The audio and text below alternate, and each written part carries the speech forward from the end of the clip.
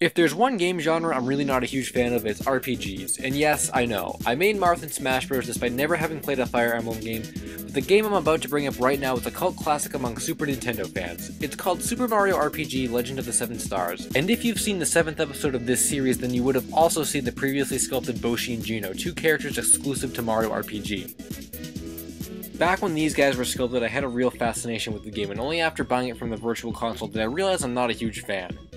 I was supposed to get around to sculpting a Mallow, and that never happened. Until now. I am pleased to say, Mallow fans, that the day of his completion has finally arrived. Here's Mallow at long last seeing the light of day in clay form.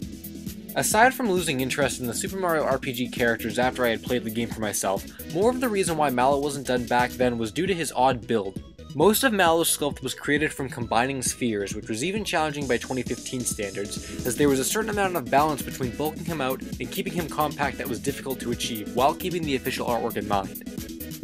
As for the rest of the sculpt, it was really nothing that I probably couldn't have done 2 or 3 years ago, and despite actively saying last year that he wasn't going to be sculpted anytime soon, I'm really surprised that I got around to him. He's also very well scaled with the other two characters, and it makes you wonder if there could be any others to this set. Like Mario. And there indeed is. Out of all the characters I've sculpted from this game so far, the artwork for Mario just looked like it could pop out of 2 dimensions and into 3D.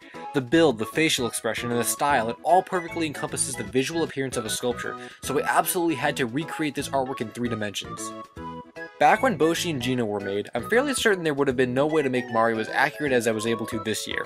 He has such a great stance, color, and an overwhelming aura that emits the Super Mario RPG vibe. In the grand scheme of all these characters, I would consider this Mario kind of a bonus to the set, and as a result leaves the door open to other characters in the future. When I was looking at all 4 of these guys together, I thought maybe a 5th character would need to be made to round out the set. Unfortunately, I couldn't really think of anyone very suitable, especially when Mario originally wasn't planned to be made. So while I can say the set is finished for now, there was a chance in the future I might add a Toad, Yoshi, or expand the set to 10 more characters.